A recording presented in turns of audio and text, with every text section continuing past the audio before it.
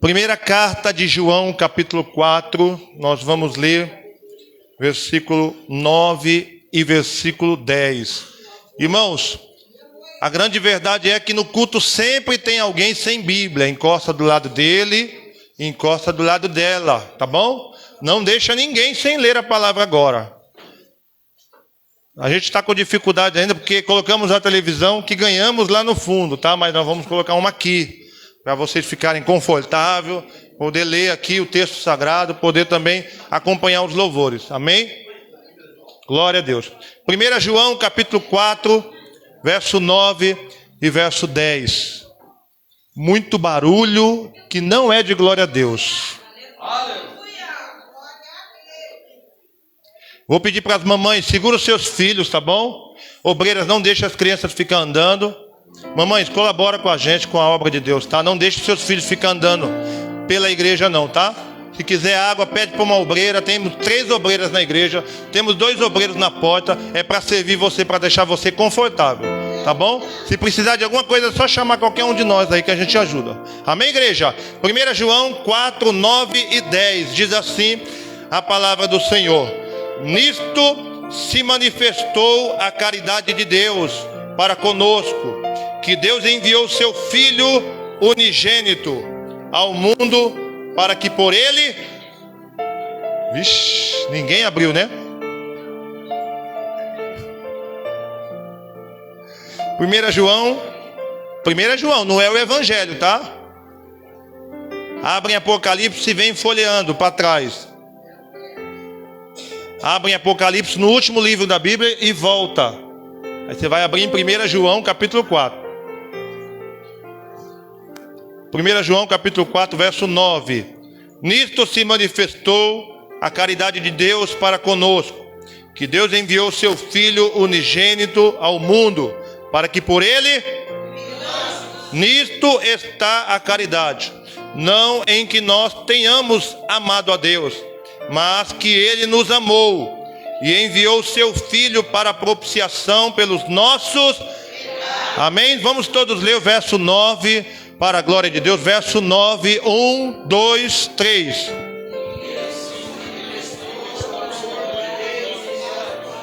Vamos parar, vamos ler todo mundo junto, vamos? Todo mundo junto, vamos participar do culto, igreja, vamos?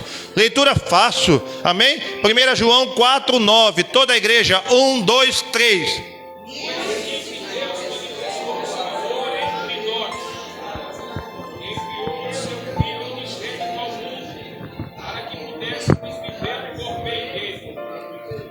Amém, pode se assentar, igreja.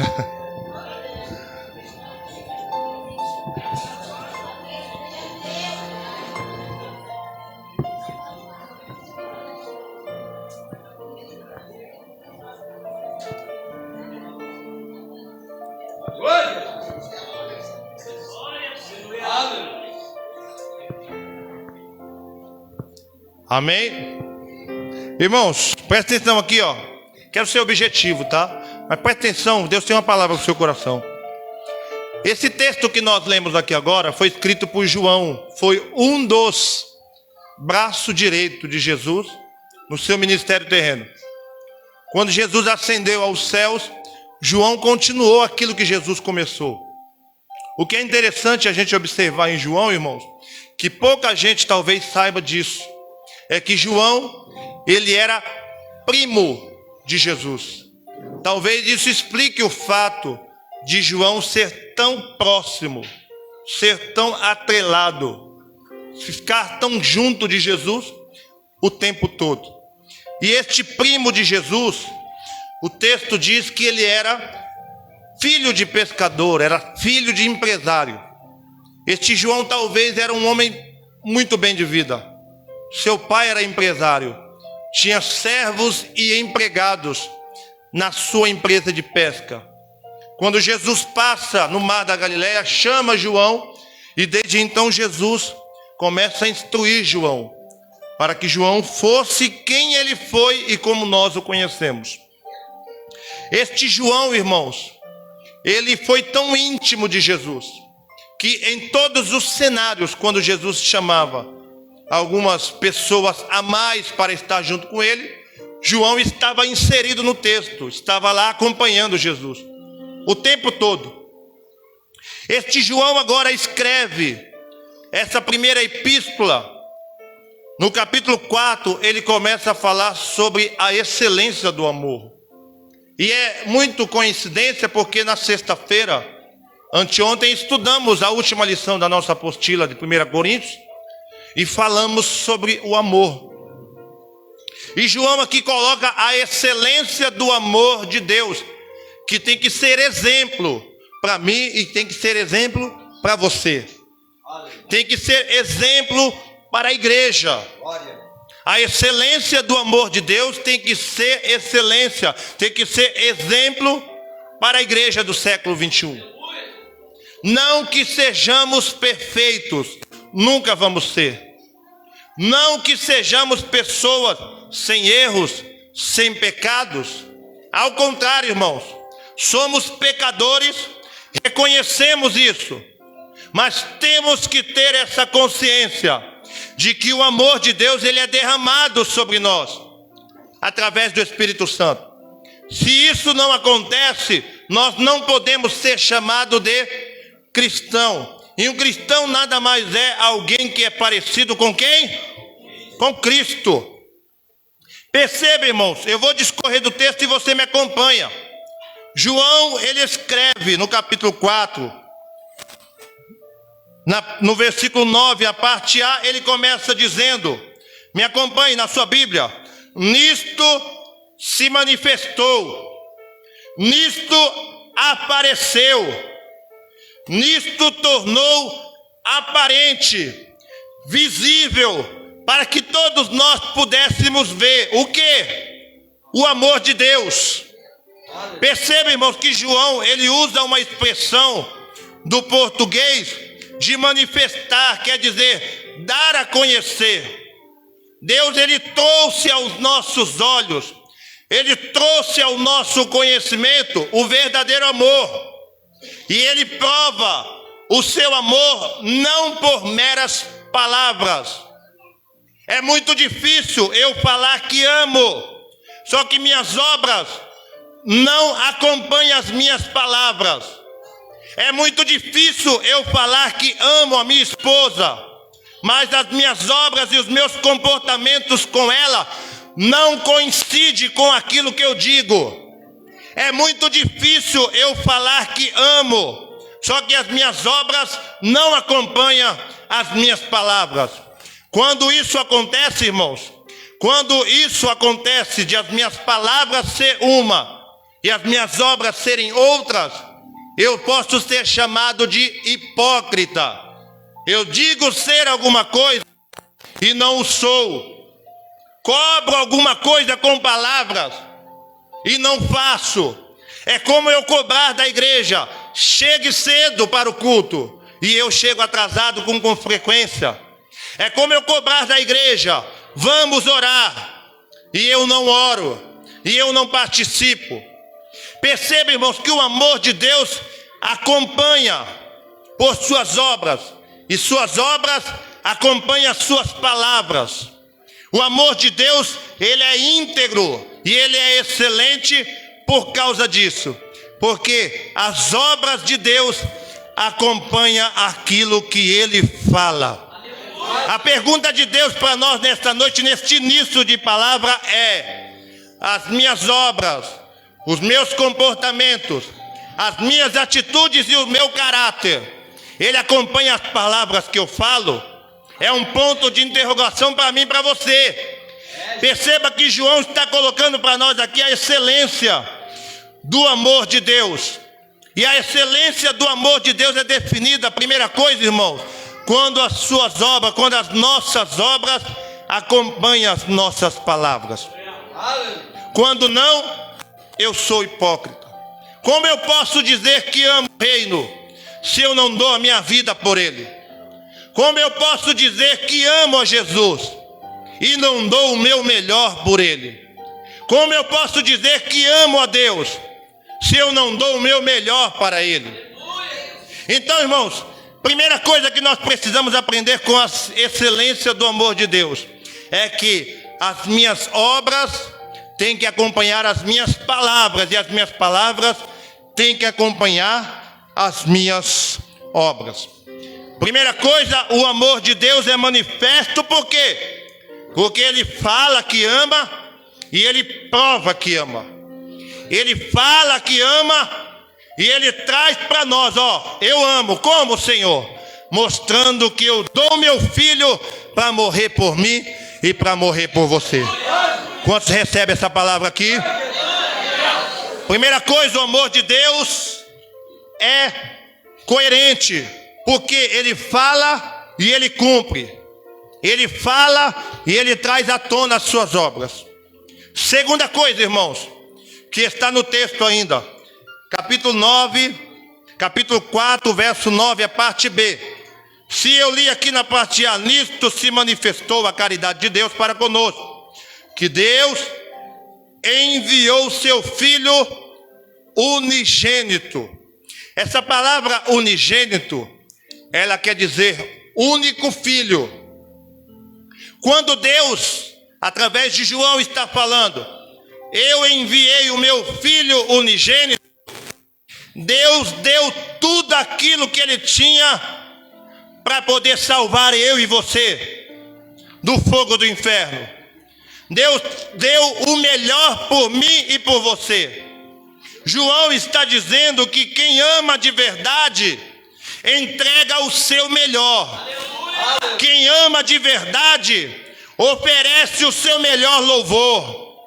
Quem ama de verdade oferece o seu melhor culto. Perceba, irmãos, que Deus na pessoa de Jesus, Ele prova que nos ama, fazendo o quê? Dando o seu melhor para morrer por nós.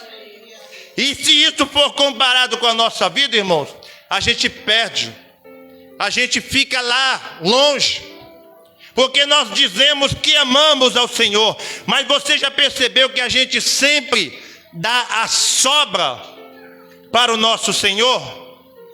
A gente diz que ama o Senhor com os nossos lábios, mas a gente sempre dá a sobra para o Senhor Deus Todo-Poderoso. A gente diz que ama, mas a gente pensa, se der, eu vou ao culto. Se der, eu vou ofertar.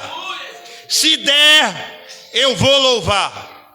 Se der e sobrar tempo, eu vou adorar. Perceba, irmãos, que as coisas deste mundo, em muitas situações, estão em primeiro lugar. Como é que eu digo que amo a Deus e deixo Ele em segundo plano na minha vida? Como é que eu digo que amo a Jesus de Nazaré e Ele fica em segundo plano na minha vida?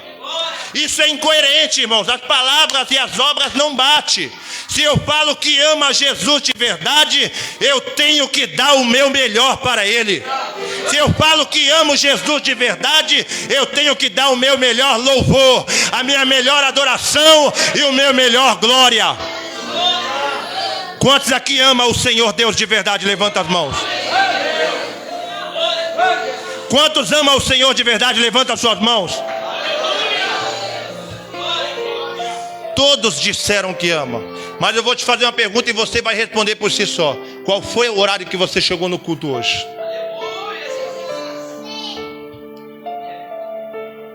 Percebe, irmão? Está vendo como é incoerente? Num dia de domingo, está praticamente todo mundo de folga. E qual foi o horário que vocês chegaram no culto hoje? Você percebe que as minhas palavras não é coerente com as minhas obras? Você percebe que aquilo que eu falo, irmãos, está se tornando hipocrisia, porque eu falo que amo, mas não amo de verdade, porque eu só vou dando o resto, a sobra. O que é culto? Culto é oração, louvor e palavra. Teve gente que chegou depois da oração, teve gente que chegou quase depois do louvor. Graças a Deus ninguém chegou depois da palavra. Percebe, irmãos, que é incoerente. Então a gente precisa rever esses conceitos na nossa vida. Eu amo ao Senhor, eu quero ver Jesus, eu te amo de todo o meu coração, eu sou apaixonado por ti, eu dou a minha vida por ti, eu faço tudo por ti. E as minhas obras? São coerentes com aquilo que eu falo? Só que Deus não, irmãos. Deus, ele pegou o melhor que ele tinha. Vocês lembram de Abel? Por que você acha que o culto de Abel foi recebido, de Caim foi rejeitado? Porque Caim, ele pegou algo que não estava no coração dele. Aliás, algo que ele tinha planejamento de fazer, mas não era o seu melhor. Não era o melhor que ele podia oferecer. Só que Abel não, ele pegou o animalzinho lá, todo bonitinho, um animal inteiro. Abel, ele pegou o melhor que ele tinha, sacrificou, colocou no altar, ofereceu diante do Senhor como um cheiro suave. Quando Deus sentiu o cheiro daquele sacrifício, ele recebeu o culto de Abel. E aí, irmãos, a pergunta que Deus faz para nós nessa noite é: o seu melhor é isso que você pode oferecer? Ou você pode oferecer coisa melhor para Ele? Será que você pode dar uma adoração e um louvor, uma reverência, um respeito que Deus realmente merece? Ou é só isso que você pode dar para Ele? Dentro das suas consciências, dentro das suas faculdades mentais, é isso que você pode oferecer para o Senhor? Ou será que você pode melhorar um pouco mais? Você pode subir de degrau um pouco mais. Você pode aperfeiçoar um pouco mais. Deus está nos chamando à responsabilidade nesta noite, dizendo para nós que as nossas palavras têm que ser coerentes com as nossas obras. Deus quer nos abençoar, quer nos prosperar, mas é necessário nós levarmos a sério as coisas do Senhor, diz Deus nesta noite.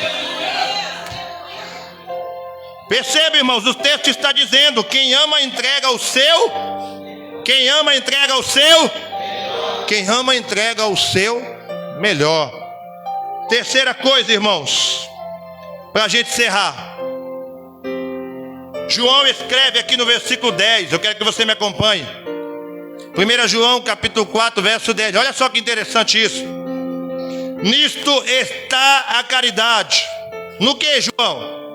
Não em que nós tenhamos amados a Deus, mas em que Ele nos amou e enviou o seu Filho. Para quê?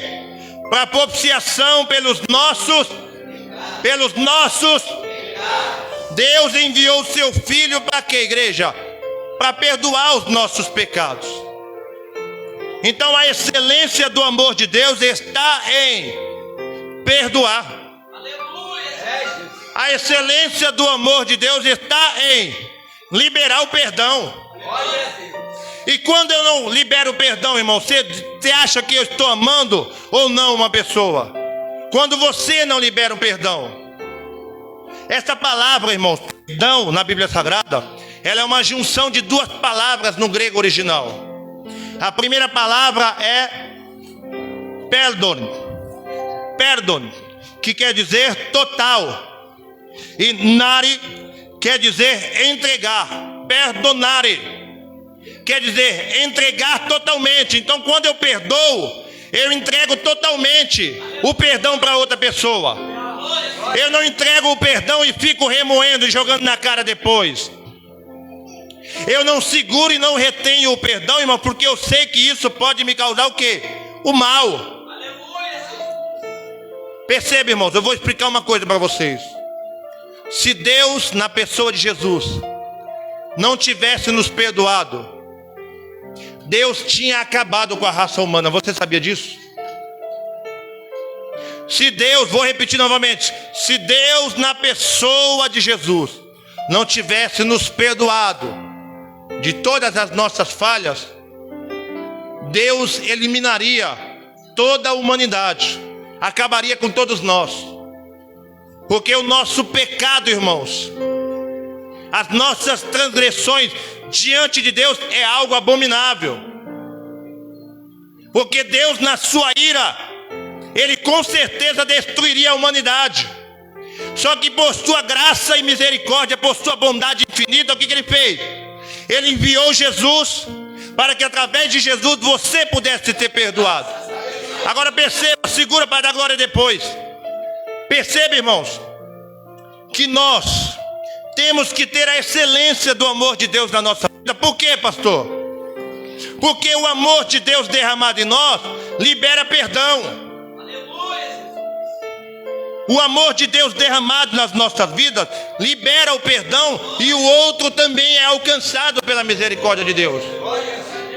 Você sabia, irmãos, que mais de 70% da população mundial, mais de 70% da população mundial vive apegada ao passado. Vive apegada às coisas que aconteceram lá atrás. Elas não conseguem liberar o perdão para o seu próximo. Seja em qualquer área, seja na área profissional, matrimonial, financeira, seja na área familiar, as pessoas têm dificuldades. Mais de 70% da população mundial tem dificuldade de liberar o perdão. E Deus está perguntando para nós nessa noite: você liberou o perdão de verdade ou você está retendo ele de você? Porque isso, irmãos, vai te corroendo por dentro, vai te massacrando e vai fazendo com que você fique cada vez mais ferido, remoendo algo que passou lá atrás. E Deus quer fazer uma nova história, um novo momento, uma nova oportunidade, e nós ficamos retendo isso dentro de nós. E Deus está dizendo: libera o perdão. Libera o perdão para que você seja abençoada e você seja abençoado, e o outro também possa ser alcançado pela graça de Deus. Mais de 70% da população mundial, dentre eles cristãos. Já pensou, irmãos? Um crente que não consegue liberar perdão. Nem é algo incoerente nisso aí? Não tem algo errado? E a palavra perdão, a etimologia da palavra perdão é isso: eu libero ele por completo, eu dou por completo. Eu não fico me remoendo, porque eu sei, irmão, que isso vai me machucar até o dia em que isso estiver dentro de mim. Mas Deus nos trouxe aqui nessa noite para sarar as nossas feridas, para curar as nossas enfermidades emocionais e dizer para nós: libera o perdão, porque eu tenho bálsamo para derramar sobre a sua vida, sobre a sua casa e sobre a sua família. Então você tem que sair daqui nesta noite liberto disso. Se desprenda dessas correntes que te amarram, que te prende, que te impede de alcançar coisas maiores de Deus. Porque aí sim, irmãos, Deus vai abrir os céus sobre nós e vai derramar chuvas abundantes. Quantos aqui querem receber chuvas abundantes da parte do Senhor? Libere o perdão nessa noite, para que Deus possa te abençoar com toda sorte de vitórias. Amém? Você recebe essa palavra? Aplauda o Senhor nessa noite. Oh glória, bate palma para Jesus.